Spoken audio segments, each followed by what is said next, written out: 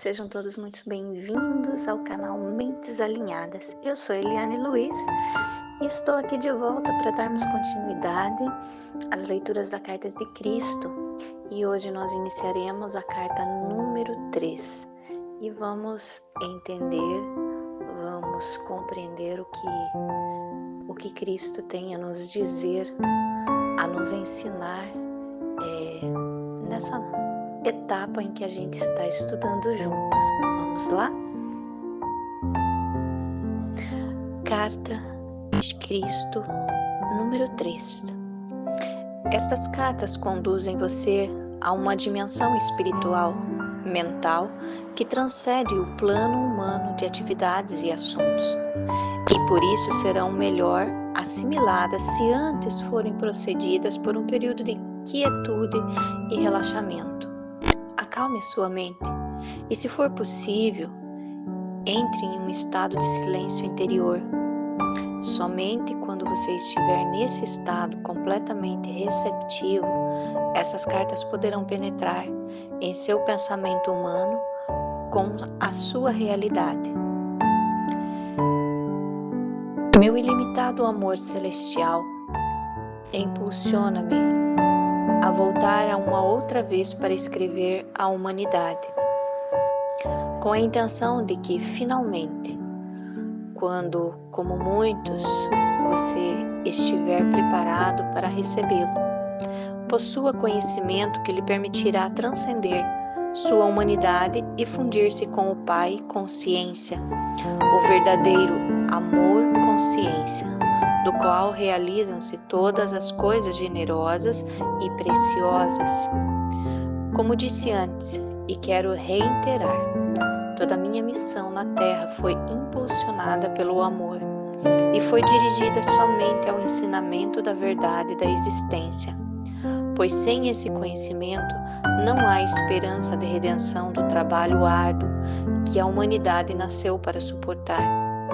Eu sei que esta afirmação trará muito pesar aos seguidores sinceros e dedicados da religião cristã e àqueles que concentram sua fé inteiramente na pessoa de Jesus.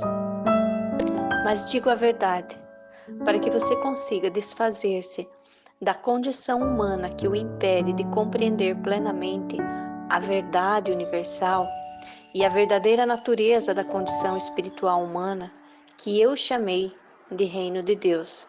Você deve afastar-se dos velhos dogmas de salvação pelo sangue do Cordeiro, a Trindade e outras crenças a vir com a mente perfeitamente aberta e receptiva para a verdade da existência.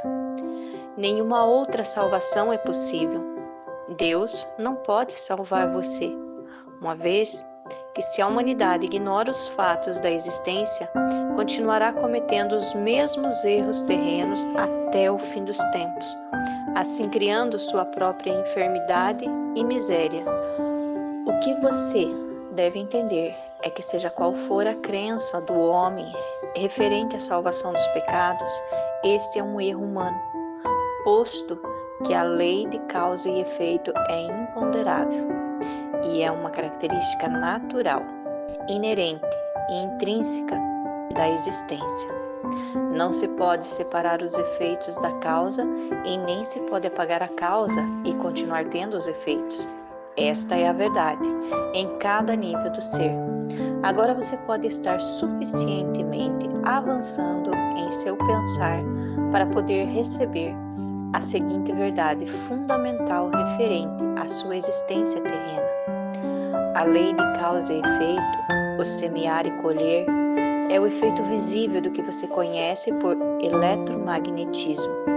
E ninguém que tenha qualquer conhecimento de ciência poderia esperar que Deus deixasse de lado as leis do eletromagnetismo, as quais são atividade, ligação e rejeição.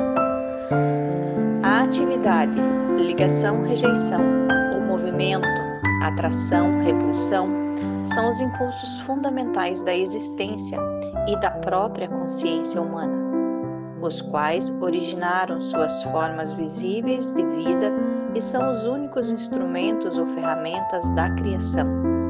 eles são responsáveis pela formação da substância ou matéria, pelo desenvolvimento das formas individualizadas e, finalmente, pela própria personalidade em todos os entes vivos.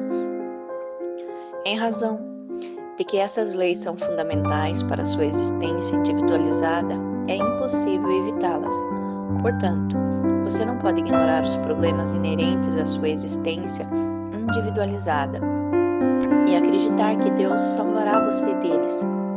Sua única esperança de finalmente escapar, de sair do círculo da experiência humana, é reconhecê-lo e admiti-lo, e depois trabalhar minuto após minuto para transcendê-lo, e por fim fundir-se e fazer-se em pureza de mente, coração e ação, com a consciência universal amorosa, o Pai que faz o trabalho amoroso.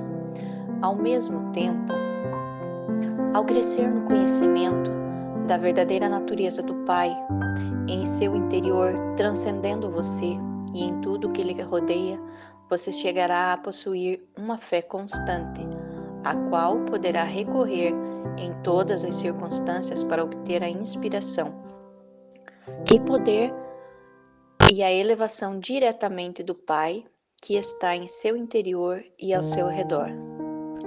Você chegará a saber que realmente é o Pai quem o apoia e o guia rumo ao reino do Pai, consciência amorosa.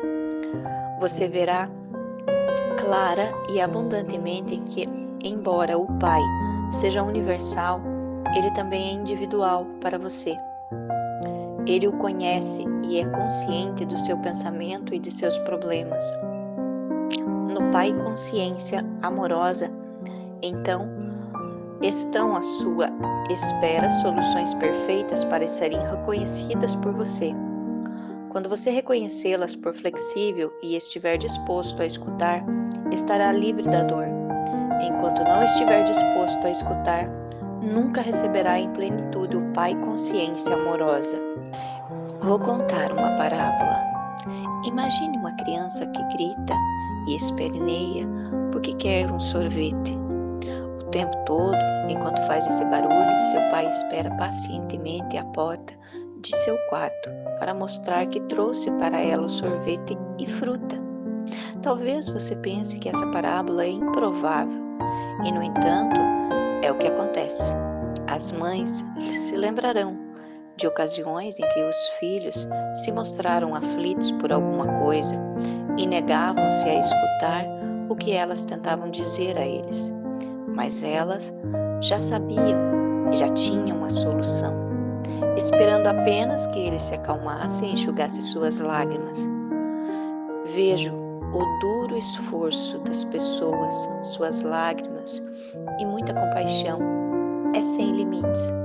Você está sendo escutado, mas no contexto de sua consciência atual, há pouco que eu possa fazer. Não posso liberá-los das amarras e correntes de tantos anos, de pensar e agir ignorantes. Vejo a dor que os sermões ignorantes perpetuam nas igrejas, nas celebrações e nos púlpitos. Vejo as nações e seus povos tentando resolver tenazmente as dificuldades que surgem dos valores, culturas e crenças religiosas tradicionais. Vejo as limitações em seu viver diário, a falta de satisfação de suas necessidades e de seus propósitos e o sofrimento que emana das relações de todo tipo. A consciência coletiva que está emanando do mundo é um miasma de temores, ressentimentos, aborrecimentos e turbulência emocional de desejos apaixonados, vingança e esgotamento, entrelaçados com a compaixão, a determinação de elevar a consciência do mundo e o empenho na busca do amor incondicional daqueles que receberam inspiração em um grau de iluminação. Aproximo-me das pessoas que me chamam e trabalho com elas para aliviar suas angústias, mas seu esquema mental e suas crenças estão tão fortemente gravadas em seus cérebros que minha verdade não pode alcançá-las, para trazer novo conhecimento às suas mentes. Ainda que brevemente e de maneira imperfeita, muitas ouviram. Faltou a elas, no entanto, a valentia para aceitar novas ideias e falar claramente. Além disso, não havia chegado o momento certo para atravessar as barreiras da consciência humana para ensiná-las. Mas agora é o momento certo. Vocês entrarão em uma nova distribuição de frequências vibratórias que permitirá mais facilmente elevarem-se acima da materialidade da era precedente. Essa afirmação pode parecer estranha, mas há uma reserva de conhecimento referente às energias que vocês ainda não começaram a entender. Nesse momento, não há mente terrena capaz de compreender. Para vocês, é possível apenas imaginar o espectro de energia, o que não é a verdade. Assim será de grande ajuda para você se puder aceitar minhas afirmações com confiança, porque elas são a verdade. Você está entrando em novas frequências de vibração pertencentes à consciência humana, que permitirão que siga adiante no desenvolvimento espiritual, mental, que descrevi na carta número 1. Como me afastei um pouco do assunto, devo agora reiterar. Você não pode escapar das leis fundamentais da existência do que se refere ao seu pensar e sentir, semear e colher, do mesmo modo que não pode escapar das leis do eletromagnetismo em seu mundo material, pois o eletromagnetismo é o impulso que produz a lei do semear e colher, do mesmo modo que o eletromagnetismo produz a forma dentro do campo fundamental das partículas de energia. E assim, não é possível continuar acreditando no dogma cristão e ao mesmo tempo tentar seguir essas cartas. O dogma referente à salvação por minha morte na cruz, a trindade, a ressurreição física da morte, o uso do incenso e outras formas estabelecidas de oração são errôneas, e os fatos que agora estão sendo apresentados nestas cartas são a verdade. O dogma e os ornamentos sacramentais são o que se poderia chamar de pretextos para ganhar sua atenção e lealdade, mas obscurecem a verdade dos meus ensinamentos. Portanto, essas cartas tinham que ser escritas. A única maneira pela qual eu poderia atingir o mundo nesse momento em que ele está pronto para entrar em uma nova distribuição mental e emocional era usando uma mente receptiva, obediente e preparada para receber a instrução e fazer o trabalho manual por mim. Essas cartas oferecem o único meio pelo qual as pessoas encontrarão o caminho rumo à dimensão espiritual, na qual todo o erro humano se dissolve e somente resta o amor. Qualquer outra coisa que possa ser dita é puramente racionalização e ração humana, e estas não são a verdade. As pessoas estão buscando novas formas de solucionar velhos problemas, particularmente na América, mas até que compreendam a verdadeira natureza da vida, do ego, das leis da existência, apenas aumentarão a força do ego e sua dor continuará. Enquanto registro para você nas páginas seguintes a simples verdade que trouxe há 2 milênios, lembre-se de que essa verdade permanece constante e consciente. Portanto, só é possível aprofundar sua compreensão da verdade, não alterá-la. Você se deu conta, enquanto lia as 2 primeiras cartas, de que tudo o que eu falava às pessoas da Palestina era uma consequência direta de ter percebido a realidade da existência no deserto. Isto é, de que nada era sólido. Você lembra que em meu estado transcendente, ao olhar as rochas, areias, montanhas e água no mar morto, abaixo de mim, tudo parecia ser como um cintilar de partículas? A rocha, a areia, montanhas e água distinguiam-se umas das outras simplesmente pela diferença de intensidade do cintilar de partículas e pela aparente densidade delas dentro do clarão. Não há outra maneira pela qual eu possa descrever o que vi. Quando estava na Terra para transmitir os fatos referentes à verdadeira substância da matéria e à aparente construção sólida do mundo. Em linguagem moderna, o cintilar de partículas provavelmente seria chamado de vibração de partículas.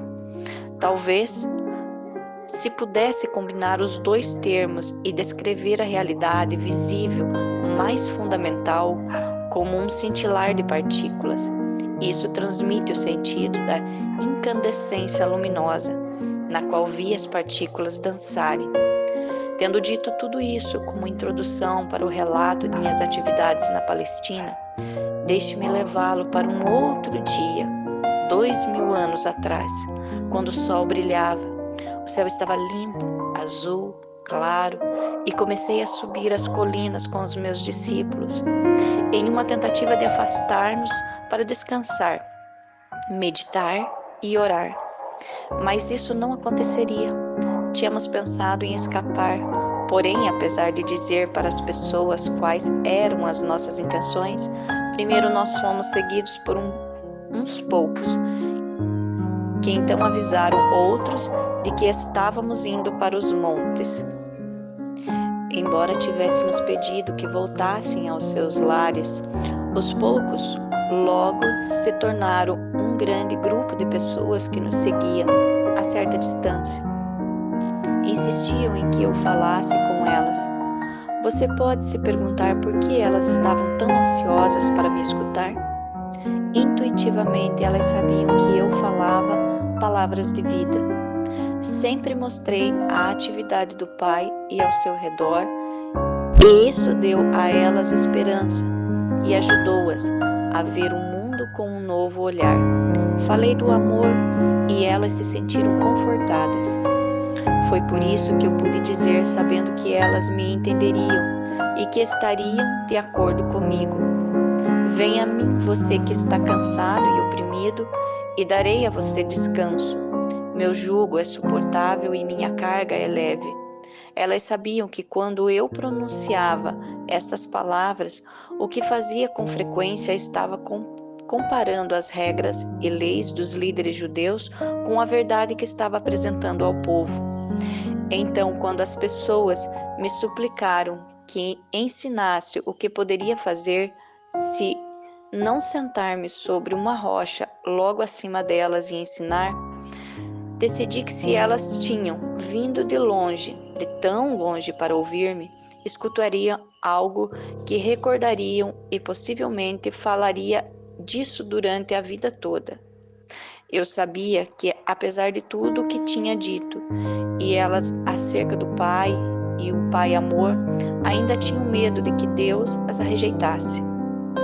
Embora eu tenha tentado ajudá-las a compreender que o Pai de quem falava não era o Deus personalizado que elas adoravam, sabia muito bem que estavam confusas, mesmo tendo dito uma e outra vez que o Pai estava em seu interior.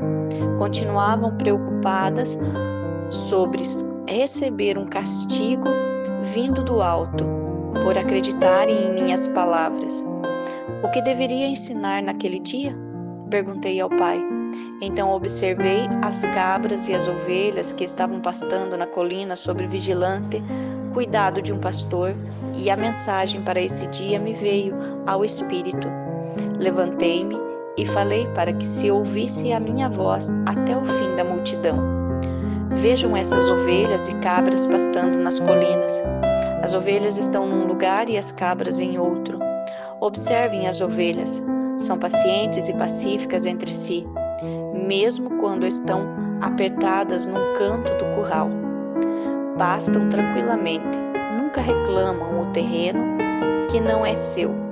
Deixam o pasto curto, mas não o estragam, o que permite que a grama se recupere depois de passarem por cima dela.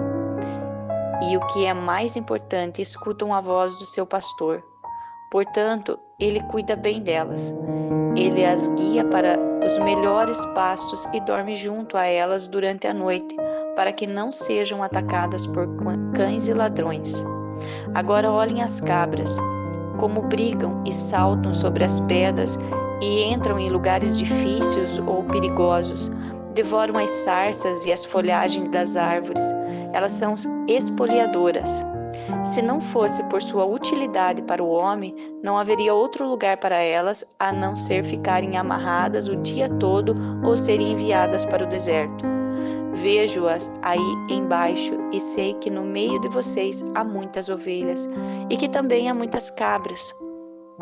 Houve alguns murmúrios aborrecidos, mas em geral as pessoas se davam empurrões e puxavam o cabelo um dos outros, apontando as cabras, rindo e concordando com as cabeças. Era bom vê-las rir. E assim continuei. Vocês podem reconhecer as ovelhas pelos seus lares, pelo modo como convivem com os vizinhos e como são vistas por toda a comunidade. Assim também vocês podem reconhecer as cabras. E é possível que elas tenham muitos amigos? Houve um forte clamor da multidão. Não! Seguindo de muito riso. O pastor segue as cabras e cuida delas, ou elas têm que cuidar sozinhas, e chegar por si mesmas em casa à noite por ser ordenhadas? De novo a multidão ria e respondia de maneiras distintas, algumas muito engraçadas e engenhosas. E assim é com aqueles que são ovelhas e aqueles que não são cabras, ou que são cabras. Vocês recebem a proteção do Pai. E se são ovelhas e não são protegidas, e se são cabras, porque vão teimosamente seguindo seus próprios desejos todos os dias e possivelmente deixando atrás de si um rastro de destruição. Digam-me, o Pai pode proteger aqueles que não são cabras? Ou que são cabras? A multidão estava em silêncio, mas escutando atentamente. Vocês dirão então que o Pai está zangado com as cabras e não as protegerá. Ou dirão assim que, como o pastor cuida de suas ovelhas e cuidará das cabras se elas permitissem. O Pai ama as ovelhas e as cabras da mesma forma, mas não pode protegê-las igualmente por causa do comportamento natural das cabras? Considerem também os hábitos de alimentação das ovelhas e das cabras. As ovelhas se contentam comendo somente a erva para a qual seus estômagos estão perfeitamente preparados, mas as cabras comem qualquer coisa que encontram e não respeitam sua constituição. O mesmo acontece com aqueles que não cuidam do alimento de suas mentes, pois não têm nenhuma meta fixa ou propósito claro. Como as cabras, não percebem quando o alimento mental é prejudicial ou os leva por caminhos equivocados em suas vidas diárias, ou mesmo as arrasta para um mito nocivo ou um engano perigoso. Eles vão sem rumo recolhendo o equivalente mental de sarças, sapatos velhos, pedaços de pano, folhas, cardos ou ervas daninhas, porque falta a eles bom senso. E um homem perguntou: Mestre, e se uma pessoa é uma ovelha, comete um erro e se vê numa confusão, o pai a abandonará? Respondia com outra pergunta: O que faz o pastor se uma de suas ovelhas cai num buraco ou escorrega por um barranco, ou se vê aprisionada nas sarças? Eu digo: o pastor deixa o rebanho e rapidamente vai buscar a ovelha perdida e não a abandonará até que a traga de volta sã e salva. Assim acontece com o Pai. Nenhuma ovelha pode evitar enganar-se de uma ou outra maneira, mas não duvide de que o Pai logo atenderá o seu balido e a resgatará. E se uma cabra começar a comportar-se como uma ovelha e atender à voz do pastor, então ela também estará sob a proteção do pastor e será cuidada da mesma maneira que as ovelhas. Assim é com vocês e o reino do céu, o reino de Deus. Várias vozes elevaram-se pedindo-me que ensinasse o significado do reino de Deus. O que estou dizendo a vocês não é o mesmo que ouviram de qualquer outro profeta em qualquer tempo. Não tente entender o que digo pensando no que disseram seus mestres. Eles podem somente repetir o que está nas Escrituras e não possuem nenhum conhecimento pessoal do reino de Deus ou do céu. Deus não está contido em nenhum lugar, mas está em todas as partes, como estão os céus e o ar sobre vocês.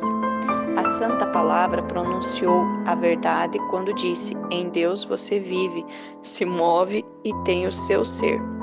Pois o reino de Deus está acima e ao redor e também dentro de vocês, e vocês podem entrar no reino de Deus. As pessoas exclamavam com impaciente: mas o que é isso? É um estado de mente e de coração no qual você está plenamente possuído por Deus, seu Pai. Quando você está nesse estado, o Pai é a cabeça de seu corpo e dirige tudo o que você faz e toda a sua vida. Algumas pessoas resmungavam: como isso é possível? É possível estar tão vazio do eu, de desejos egoístas, inimizades, raiva, ciúme, cobiça, de desejos de vingança, que somente Deus fique no controle de sua mente e de seu coração. E depois o que acontece? Perguntou uma mulher. Então você entra no estado de ser que é dirigido por Deus.